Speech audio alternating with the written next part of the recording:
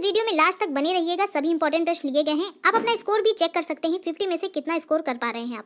पहला प्रश्न देखिए दोस्तों, पहला प्रश्न है राजस्थान शब्द का प्रयोग सर्वप्रथम किसने किया था। तो दोस्तों सबसे पहले जो है राजस्थान शब्द का प्रयोग कर्नल जेम्स टॉड के द्वारा किया गया था। यहाँ पे बी आंसर आपका सही हो जाएगा। नेक्स्ट देखिए दोस्तों, अगला प्रश्न क्या है, आज़ादी से पहले राजस्थान का क्षेत्र क्या कहलाता था। तो दोस्तों जब हमारा देश आज़ाद नहीं हुआ था तो राजस्थान का क्षेत्र क्या कहलाता था, ये कहलाता था राजपुताना। ए आंसर आपका यहाँ पे राइट होगा। नेक्स्ट देखेंगे दोस्तों, अगला प्रश्न क्या है, राजस्थान में 1857 के विद्रोह की शुरुआत कहाँ से हुई थी। तो दोस्तों 1857 का विद्रोह जब हुआ था तो राजस्थान में इसकी शुरुआत कहाँ से हुई थी, इसकी शुरुआत हुई थी नसीराबाद छावनी से। डी आंसर आपका यहाँ पे सही हो जाएगा। नेक्स्ट देखिए दोस्तों, राजस्थान की आकृति कैसी है। तो दोस्तों राजस्थान की आकृति जो है ये विषम कोणीय चतुर्भुज की जैसी है। देख सकते हैं आप लोग यहाँ पर चित्र में, विषम कोणीय चतुर्भुज की जैसी इसकी आकृति है। अगला प्रश्न देखिए दोस्तों, राजस्थान दिवस किस दिन मनाया जाता है। तो दोस्तों इसका सही आंसर हो जाएगा 30 मार्च। प्रत्येक वर्ष 30 मार्च को राजस्थान दिवस के रूप में मनाया जाता है। अगला प्रश्न देखिए दोस्तों, अगला प्रश्न है राजस्थान के अधिकांश भाग पर गुप्त वंश का आधिपत्य स्थापित करने वाला गुप्त शासक था। तो दोस्तों राजस्थान के अधिकांश भाग पर गुप्त वंश का आधिपत्य था, ये किसके द्वारा किया गया था, ये आपका चंद्रगुप्त सेकंड के द्वारा किया गया था। ए आंसर आपका यहाँ पे सही हो जाएगा। अगला प्रश्न देखिए दोस्तों, अगला प्रश्न है आमेर के राजा भारमल ने मुगल सम्राट अकबर की अधीनता कब स्वीकार की। तो दोस्तों राजा भारमल जो कि आमेर के राजा थे, इन्होंने सन 1562 ईस्वी में मुगल सम्राट अकबर की अधीनता स्वीकार की थी। नेक्स्ट देखेंगे दोस्तों, अगला प्रश्न क्या है, जोधपुर रियासत के अंतिम शासक कौन थे। तो जोधपुर रियासत के अंतिम शासक उमेद सिंह थे। सी आंसर आपका यहाँ पे सही होगा। नेक्स्ट देखिए दोस्तों, अगला प्रश्न क्या है, किसे मेवाड़ का भीष्म पितामह कहा जाता है। काफी इंपॉर्टेंट प्रश्न है दोस्तों ये, मेवाड़ का भीष्म पितामह किसे कहा जाता है। तो दोस्तों युवराज चूड़ा को मेवाड़ का भीष्म पितामह भी कहा जाता है। अगला प्रश्न देखिए दोस्तों, अगला प्रश्न है भारत में मुल्तानी मिट्टी के उत्पादन में राजस्थान कौन से स्थान पर है। तो मुल्तानी मिट्टी के उत्पादन में राजस्थान जो है ये आपका पहले स्थान पर है। ये आंसर आपका यहाँ पे बिल्कुल सही होगा। नेक्स्ट देखिए दोस्तों, अगला प्रश्न क्या है, भारत के लगभग कितने प्रतिशत क्षेत्रफल में राजस्थान फैला हुआ है। दोस्तों बात करें क्षेत्रफल की दृष्टि से राजस्थान कितने क्षेत्रफल में फैला हुआ है भारत के। तो दोस्तों इसका सही आंसर हो जाएगा 10.4% क्षेत्रफल में राजस्थान फैला हुआ है। अगला प्रश्न देखिए दोस्तों, अगला प्रश्न है सामान्यतः राजस्थान में दक्षिण पश्चिम मानसून की अवधि होती है। तो दोस्तों यहाँ पर अवधि की बात की गई है, दक्षिण पश्चिम मानसून की अवधि क्या होती है, सही आंसर हो जाएगा जून से लेकर सितंबर तक। बी आंसर आपका यहाँ पे सही होगा। नेक्स्ट देखिए दोस्तों, अगला प्रश्न क्या है, राजस्थान के अरबुदा पर्वत के एक शिखर गुर शिखर का नामकरण किसके नाम पर किया गया है। तो दोस्तों काफी इंपॉर्टेंट है ये गुर शिखर जो कि काफी प्रसिद्ध है, इसका नामकरण किसके नाम पे किया गया है, ये किया गया है दोस्तों दत्तात्रेय के नाम पर। सी आंसर आपका यहाँ पर सही होगा। अगला प्रश्न देखते हैं दोस्तों, अगला प्रश्न है केंद्रीय शुष्क क्षेत्र अनुसंधान संस्थान कहाँ पर है। तो दोस्तों ये अनुसंधान संस्थान जो है ये आपका राजस्थान के जोधपुर में स्थित है। अगला प्रश्न देखिए दोस्तों, निम्नलिखित में से कौन राजस्थान के कुंभलगढ़ त्योहार से संबंधित है। तो दोस्तों राजस्थान का कुंभलगढ़ त्योहार इससे कौन संबंधित है। तो दोस्तों राणा कुंभा जो है इस त्योहार से संबंधित है। डी आंसर आपका यहाँ पे सही होगा। अगला प्रश्न देखते हैं दोस्तों, अगला प्रश्न है श्री मल्लीनाथ पशु मेला कहाँ पर आयोजित किया जाता है। तो दोस्तों श्री मल्लीनाथ पशु मेला जो है काफी प्रसिद्ध है, ये आपका तिलवाड़ा बाड़मेर में जो कि राजस्थान में है, यहाँ पर आपका आयोजित किया जाता है। अगला प्रश्न देखते हैं दोस्तों, ग्रीनविच रेखा के सापेक्ष राजस्थान में स्थिति क्या है।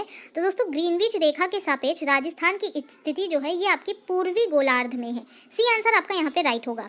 अगला प्रश्न देखिए दोस्तों, अगला प्रश्न है निम्न में से कौन सी रेखा राजस्थान के दक्षिणी भाग से गुजरती है। तो दोस्तों राजस्थान के दक्षिणी भाग से कर्क रेखा होकर गुजरती है। सी आंसर आपका यहाँ पे राइट होगा।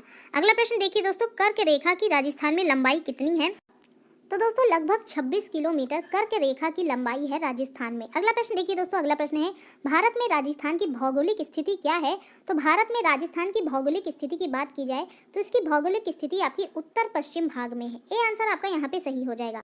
अगला प्रश्न देखते हैं दोस्तों, अगला प्रश्न है राजस्थान के लिम्बा राम ने किस खेल में अंतर्राष्ट्रीय ख्याति प्राप्त की है। तो दोस्तों लिम्बा राम जो कि राजस्थान से हैं, इन्होंने तीरंदाजी में अंतर्राष्ट्रीय ख्याति प्राप्त की है। सही आंसर राइट हो जाएगा। अगला प्रश्न देखिए दोस्तों, अगला प्रश्न है राजस्थान के इतिहास के प्रणेता कहे जाते हैं। तो राजस्थान के इतिहास के प्रणेता कौन कहा जाता है।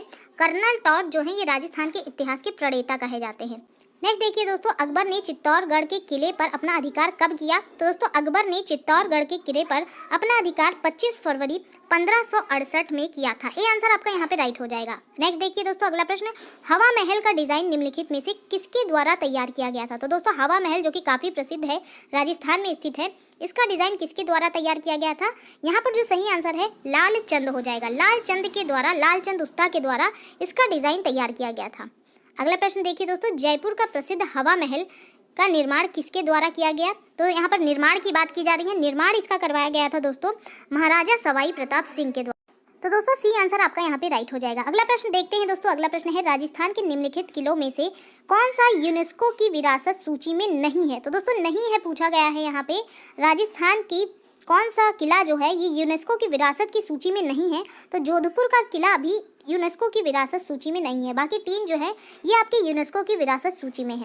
नेक्स्ट देखिए दोस्तों, अगला प्रश्न क्या है, याना दुर्ग स्थित वरिक विष्णुवर्धन विजय स्तंभ किस काल का माना जाता है? तो दोस्तों ये विजय स्तंभ जो है ये आपका गुप्त काल का माना जाता है। डी आंसर यहाँ पे राइट हो जाएगा। अगला प्रश्न है, अजमेर शरीफ किस प्रसिद्ध सूफी संत की दरगाह है? तो दोस्तों अजमेर शरीफ जो है ये काफी प्रसिद्ध है, ये आपका मोइनुद्दीन चिश्ती की प्रसिद्ध दरगाह है। अगला प्रश्न देखिए दोस्तों, मीराबाई सदी की कवयित्री हैं। तो मीराबाई किस सदी की कवयित्री हैं? ये आपकी 18वीं सदी की कवयित्री हैं। नेक्स्ट देखिए दोस्तों, अगला प्रश्न क्या है, बारोली मंदिर परिसर का संबंध किस वंश के शासकों से है? तो दोस्तों बारोली मंदिर परिसर का संबंध जो है ये आपका गुर्जर प्रतिहार वंश के शासकों से है।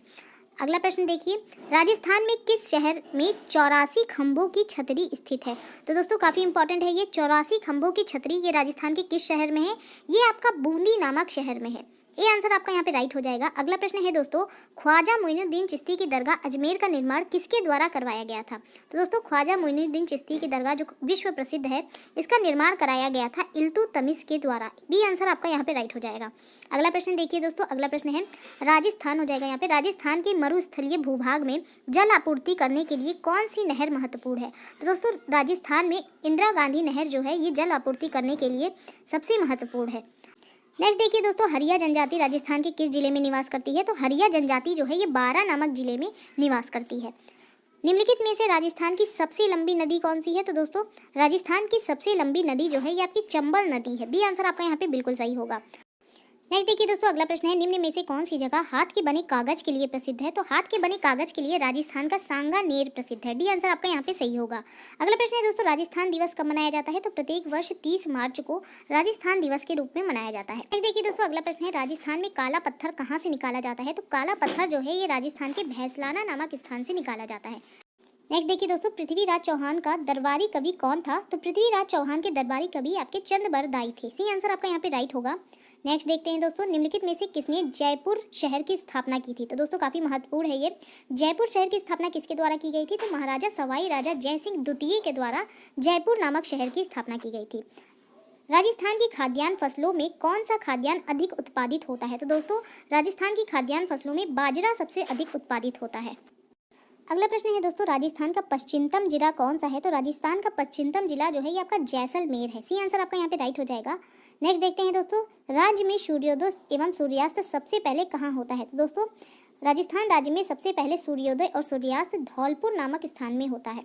अगला प्रश्न देखते हैं दोस्तों, निम्न में से राज्य के किस शहर पर सूर्य की किरणें सबसे कम तिरछी पड़ती हैं?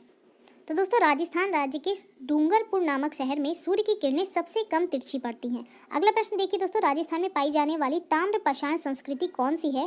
दोस्तों राजस्थान में पाई जाने वाली ताम्रपाषाण संस्कृति आहर संस्कृति और कालीबंगा संस्कृति है। तो यहाँ पर ए और बी दोनों आंसर आपका सही हो जाएगा। सी आंसर आपका यहाँ पे बिल्कुल सही होगा। अगला प्रश्न देखते हैं दोस्तों, राजस्थान के किस स्थल से कुंडहल रेखा के अवशेष मिले थे? दोस्तों कुंडहल रेखा के अवशेष कहाँ से मिले थे? ये आपके कालीबंगा नामक स्थान से मिले थे। अगला प्रश्न देखिए दोस्तों, अगला प्रश्न है, क्षेत्रफल की दृष्टि से निम्नांकित में से कौन सा राजस्थान के बाद सबसे बड़ा राज्य है? तो दोस्तों क्षेत्रफल की दृष्टि से मध्य प्रदेश जो है ये आपका राजस्थान के बाद सबसे बड़ा राज्य है। नेक्स्ट देखिए दोस्तों, किस दुर्ग का प्रवेश द्वार नौलखा दरवाजा के नाम से जाना जाता है? तो दोस्तों रणथंभौर का प्रवेश द्वार जो है ये नौलखा दरवाजा के नाम से जाना जाता है। अगला प्रश्न है दोस्तों, सांभर झील में निम्न में से किस देवी का मंदिर है? तो सांभर झील जो कि काफी प्रसिद्ध है, इसमें आपका शाकंभरी देवी का मंदिर स्थित है। अगला प्रश्न देखते हैं दोस्तों, नौटंकी तथा रामलीला राजस्थान के किस भाग में अधिक लोकप्रिय है? तो दोस्तों नौटंकी और रामलीला जो है ये राजस्थान के पूर्वी भाग में अधिक लोकप्रिय